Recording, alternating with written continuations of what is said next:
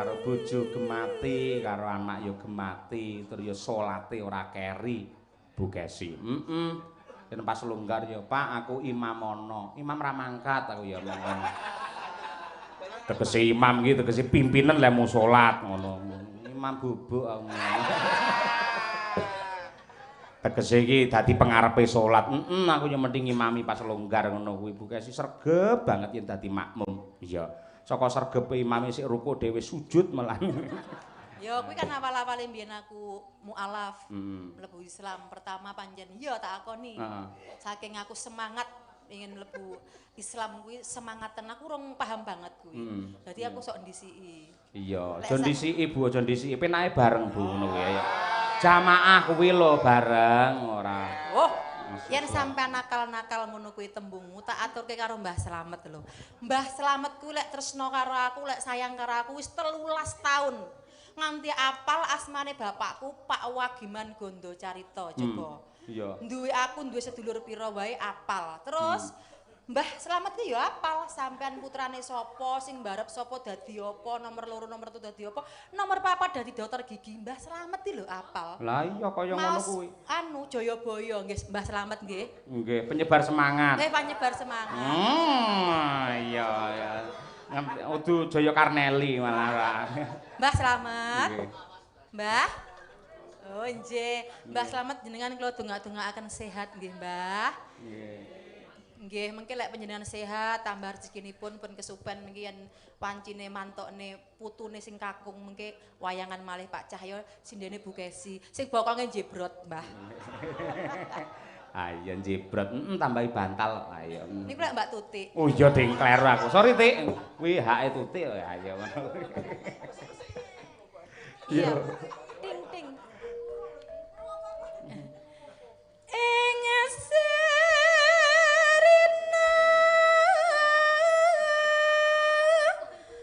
lan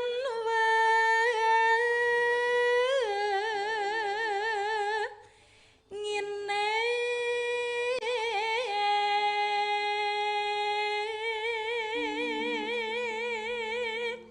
riyen nalika 13 tahun kepungkur Mbah Slamet niku ngertos kula tasih alit Pak Dalang. Nalika kula tumet Pak Purba Asmara. Iya. Nalika kula niku tasih semester 6, Mbah.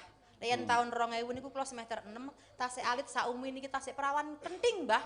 Suwanten kula tasih bianter roso. Saniki pun suaranipun napa nggih, bobol papat pun dirusak kali dalangan niki. Saiki lek buket sing mlaku aku mesti nembang mentok. Mentok. Ayo nek malah piyayi lek lemu ngono tegese iki kopen, tentrem atine, ngono kuwi. Ayem rasane. Ngono kuwi Bu Kesi. Nggih, oh nyuwun pangestu nggih Mbah Slamet. Jenengan dongakne kula kalih Pak Cahya Kuntadi niki anggen kula bebrayan runtut ngantos kakeng ninen nggih Mbah.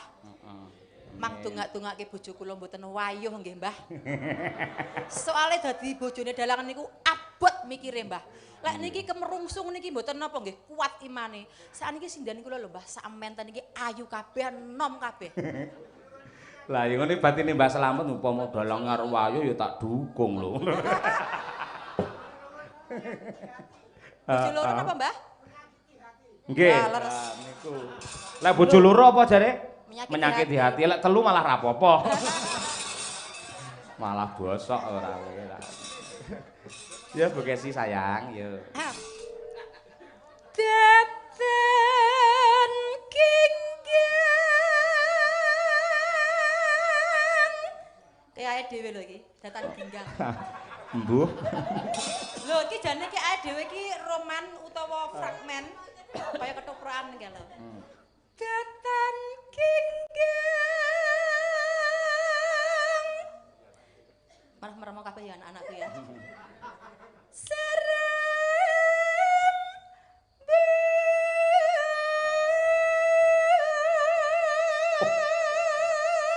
Wanita saka Tuban ora pangkling kowe Srigala anu Sriuning. Umahing jagat kureping langit ya mung kowe ingkang rengga sajroning batine Wiratmaya. Duh Kang Mas. Saestu pangandika panjenengan saged kula ugemi Kang Mas. Nimas Pendoro wong ayu garwane wong akeh. Garwane pun Kakang. Aja ngono, aku setia tenan lho, Pak. Setiaki ya. Celometan.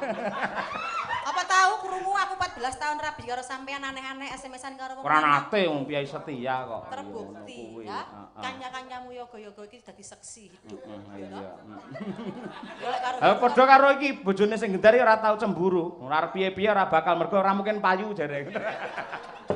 Ayo. Ning saestu kula remen sanget dalu niki wonten Jatiasa mriki ya Allah. Wonten dusun mriki saestu piyayinipun grapyak-grapyak, bapak-bapakipun saestu jan kula remen Pak nalika tasik 13 tahun kepengker kahananipun tasik ajeg kados mekaten. Ayem tentrem. Saya-saya keluarga besar Mbah Slamet Pak Darno mriki saestu Mbah. Bungah hati kula njenengan dawuh mriki. Wis disangoni akeh. Kula ken nembang-nembang matur nuwun Mbah, Mbah. Omongane wong wis dilunasi wis ngono kuwi. Ayo. Ayo wong ayu. Iya.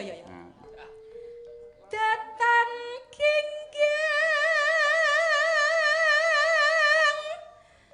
serembut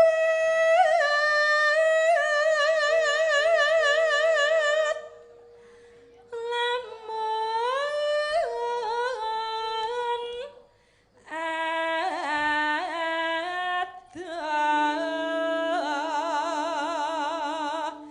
caketing ngati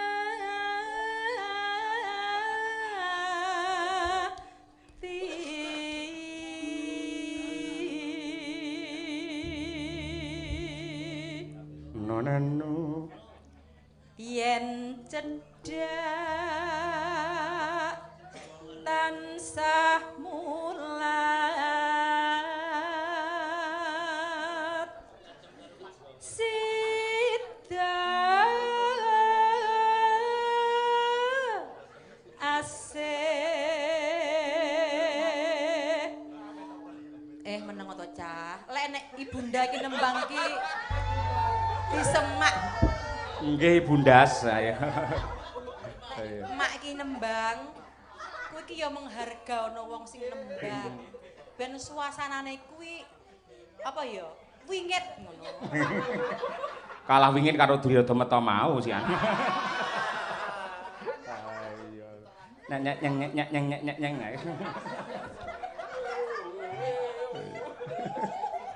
malah ning tayungan barang. Sida asih tenang kanca-kanca. Wis to, senadyan to imang Duryodamata iki mang bubrah, ora tak potong. Ya mergo wis lunas. Ning jane aku ngerti sampean ya tabuhan kaya ning kecil. Ya mergo kaget kok jam 10 kok wis jengkaran ya. Dadi nek kaget to yane kok liburan ya. Lah kancane bingung, "Apa iki apa?" Ngono sing mlemu ya ana sing wah. Kok malah angop. Wis tak maafke. Ayo. Terus kancane wis geger bareng wis dadi iki mau apa to iki meng. Kancane gugup malah kena mata merah ayo. Sing dadi lucu kaya ngene iki, malah aku paling menghibur hatiku ya lek iki mau. Aku sampe guyu nangis ra kene tak empet. Saking lucu-lucune nyawang ekspresi kanca-kanca. Iya. Sida asih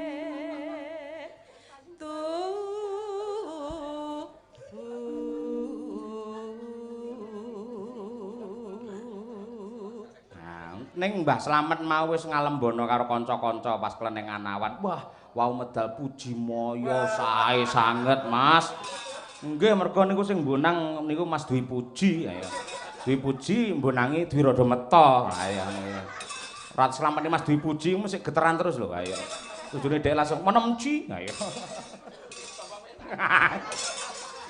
Ayo. Ya Bu Kesi.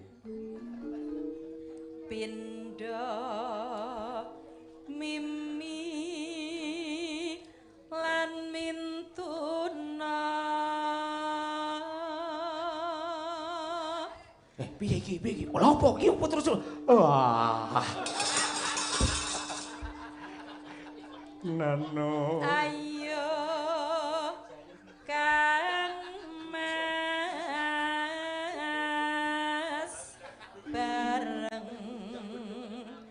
anetepi wajib.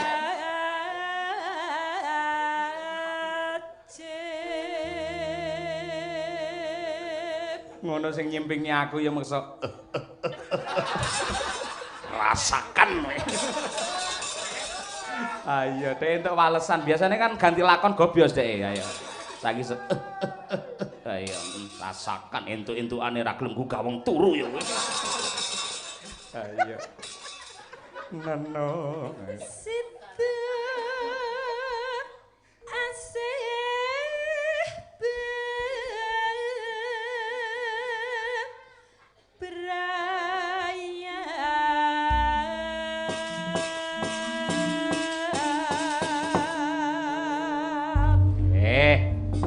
Matur nuwun Bu Kesi, monggo kalajengaken mari kangen. Ayo Mas.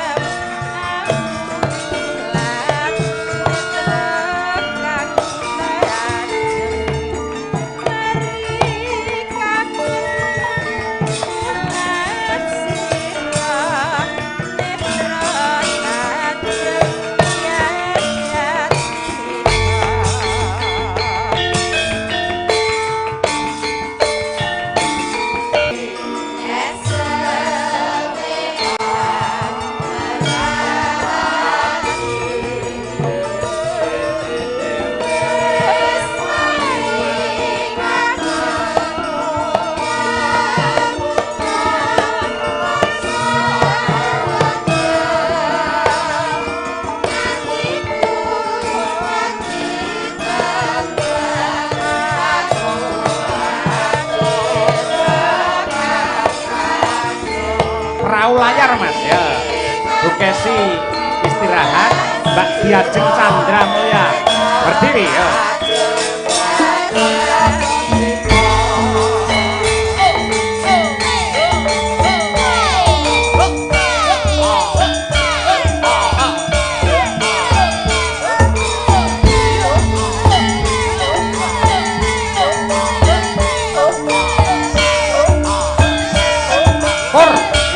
Ya, menika saking laladan Tuban para pepunden ya ning wis hijrah ana Karanganyar.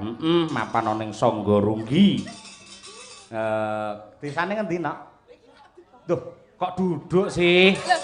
Urung nembang lagi suppot tok. Matur nuwun ngoten to. Hah? Nggih, jenengan ngoten lho. Tegese iki disupoti kanca-kanca saen matur nuwun, aku makili kanca-kanca nggih. Walah. Lha kok terus duduk. Kan wis enek supote dhewe-dhewe to. Oh ngoten. Lek Bu Kesi iki ngangge apa mau? Cublak-cublak. Sampeyan ngangge perahu layar. layar. Lek Mbak Tuti ngangge monggo-monggo ngono kae. Mbak Tuti datang, penontone pada pulang. Jenengane ampun sia-sia kali Mbak Tuti ngoten niku. Pulang ki nggugahi anak bojone. Ayo ndelok Mbak Tuti, Mbak Tuti ngono lho. Ayo yo tangi kabeh ngono. Digugahi mak biuk kabeh ora ngono kuwi ora. Walah. Ngono kuwi. Mbak Tuti angger ngadeg penonton suk. Wong kabeh terus basane lelembut bareng. Ngono kuwi. Lah ya ancen balane lelembut. Ha iya ngono kuwi. Ngono kuwi lho Nok luar biasa. Sampeyan ya Hitungane ya sik rada manten anyar. Kira-kira yen mirsani kahanan bengi iki dhaupe Mbak Dewi karo Mas Erik kira-kira piye? Lan apa sing nduk aturake Mbak Diajeng? Oh, ngoten. Nggih, saderenge assalamualaikum warahmatullahi wabarakatuh. Waalaikumsalam. Sugeng dalu kagem sedaya ingkang sampun rawuh, sugeng mirsani, sugeng rahapi pasuhagatan. Nah, ya. Pasuhatan. Ayo. Lho ya kami sosolen ki manusiawi. Heeh, wong mangan ngangge kecer ya nak ya. Lah ya kaya ngono kae Pretok Firmia ngoten nika. Kaya kami sosolen kae. Preto, ayo ora apa-apa. Heeh. Pancen ya. Ngono ki sosolene nular kok. Ayo nular kancane. Pedalange wis sok ketularan ngoten niku. Oh, aku kerep lek sosolen kerep ngono kuwi. Ayo, ora masalah no. Dongamu apa kanggo mempelai berdua, Mbak Dewi? Kagem Mbak Dewi kalian Mas Ridwan, Erik Ridwan nggih. Iya, bener.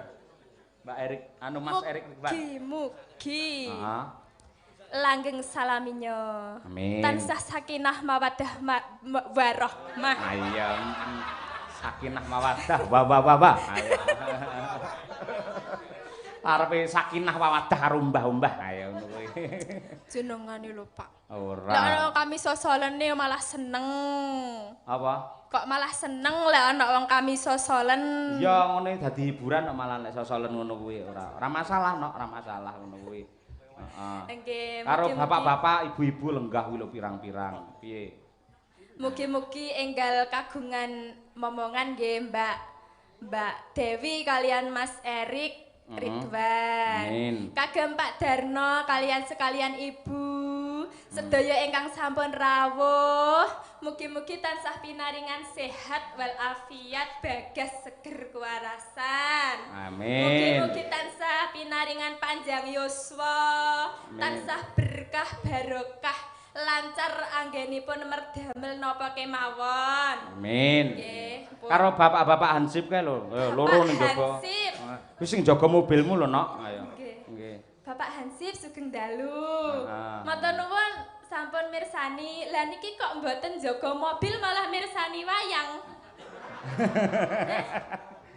Dalam Teng mriki niku wis ayem tentrem ora enek sing kaya kejahatan ra enek ning kene iki. Tinggal ora masalah. Heeh. Sindene ayu-ayu. Oh lah Hansipe barang ya terpukau karo wajah sinden ayu lho, Pak. Heeh. Terus ya Hansip iki penting lho, no. Apa nek sampean pas manten anyar kae apa malam pertama kae mbutuhake Hansip. Ayo, Napa nggih? Mesti anggar tahan dulu. Akhire sampean akhire sip ngono kuwi. Kuwi beda Hansipe kok. Beda. Nok aku kangen sampean nembang karyane Mbah Sukron kae lho. Mliwis putih. Ayo. Mliwis putih. Ayo. Niku bawane napa, Pak? Mboten nanten iki bawane. Metik seri niku. Itu boleh. Kuwi ya gandengane mean. Ayo. Oh, nggih. Mean. Ayo. Ngono yo. Pangkur. Ayo. Nggih, sugeng dalu Mbak Slamet. Nggih. Mbak Slamet. Sare, mboten? Sare piye ngematke? Oh, ngematne nggih. Ayo. Oh, nggih. Perhatian. Nggih. Matur nuwun lho sampun perhatian kali kula, Mbah. Nggih. Mengke disangoni nek mantu. Loh.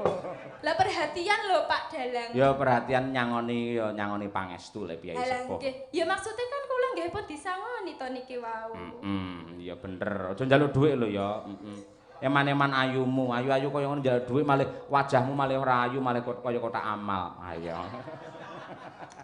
Ayo ngono. Ya Cahayu. Sak pinten Mas Der? Iya. Merek. Matik seri angkling darama.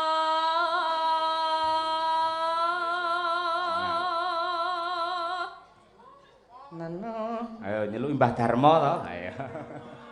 Mo mulya mo. Ana cerita tingkae ula kalih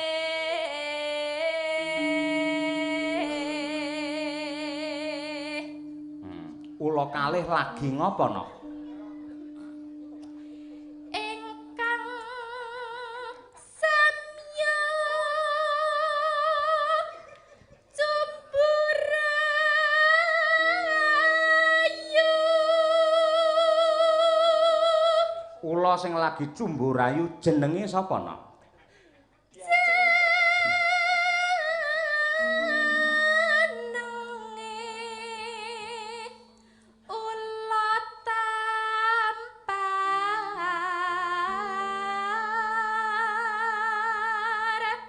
Wani gunjak sapa?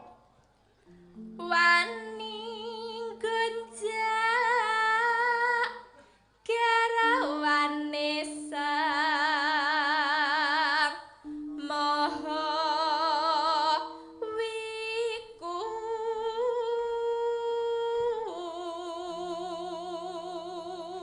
Terus Nanggih Kinagaraja garwane Nagaraja sinten? Sesilih Nyinaga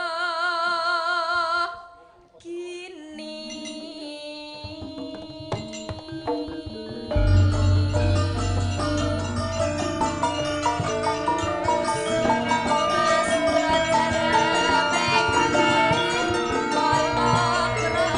Mliwis putih ya nak.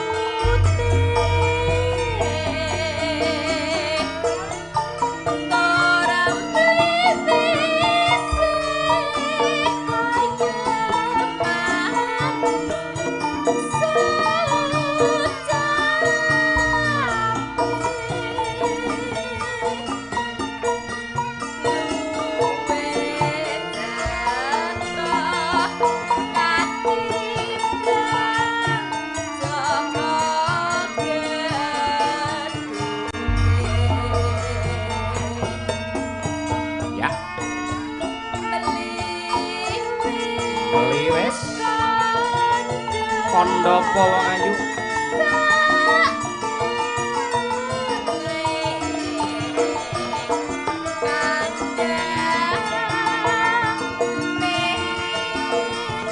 Sak cedhake kandang mindo.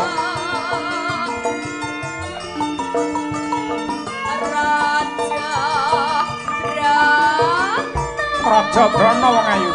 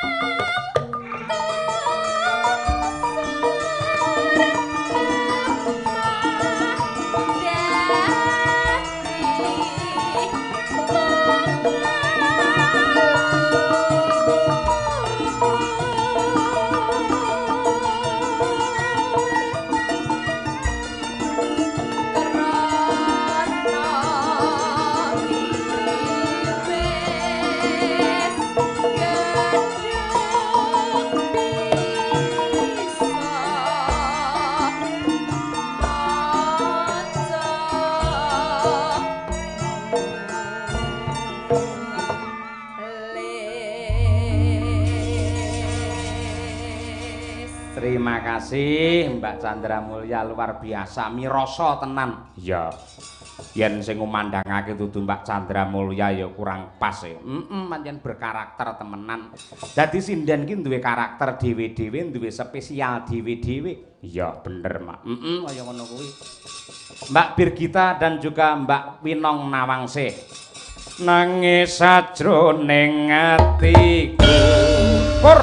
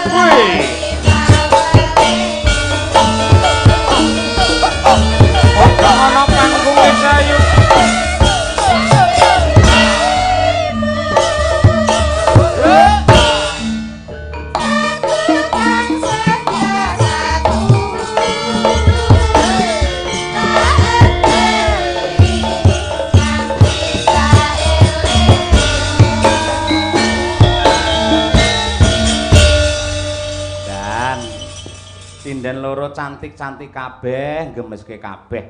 Ayo. Terus tak sawang jan kaya pergiwa karo pergiwati, ya. Biar si Birgita ki ya pergiwa, terus Winong kaya pergiwati, Mbak Tuti pergi enggak pulang-pulang. Terus. Ayo, oke. Seneng aku. Bocah loro ayu-ayu kabeh. Ayu kabeh Mbak Winong ya ngono. Mripate le mblalak-mblalak nganti kaya ngono. Tur nggen alis ki nggen alis tok lek dandan nganti 2 jam, Nduk. Ayo. Wong dandane alis men iso kaya bintang India. Lho niku wajib apa, Pak? Wajib ya, Nduk ya. Kunci make up itu ada di alis. Ada di alis ya. Iya, mulai tak sawang Pak, jlirit nanggal sepisan.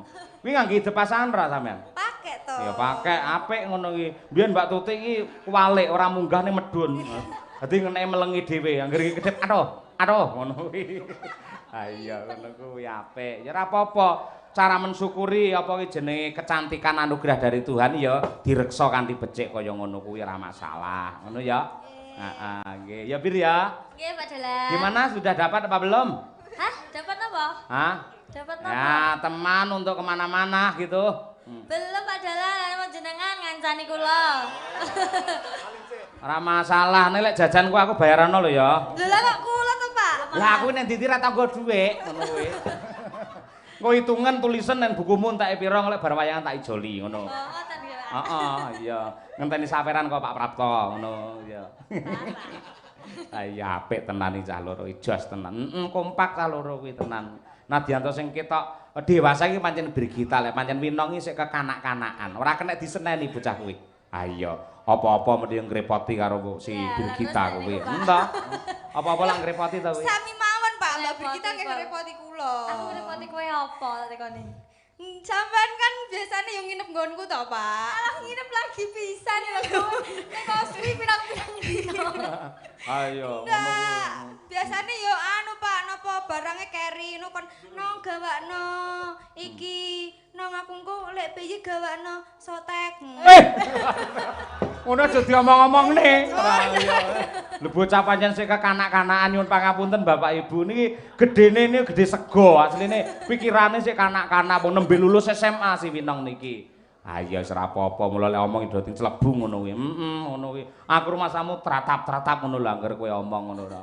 Kowe yo ngomongne kuwi mending tambahi sing bersayap ngono barang ora. Ayo. Ki lho pamundhut saka pepunden. Mbah Putri, Mbah Suharsi ngersake kembang rawe. Kuwi kaya ngono kuwi. Coba iki jan apik kabeh. Sampean loro kembange tutik rawene ngono dadi. Pangkat tiba elek ae to aku iki. Mun aku sesuk ora melu aku ora. Ayo. Ayo ngono kuwi. Siap ya kembang rawi ya? Siap, Pak Dalang. Siap, ngono. Yo, coba diaturake. Muga-muga bisa kanggo panglipur penggalih dumateng Mbah Putri, Mbah Suharsi. Ya, monggo kembang rawi. Dados.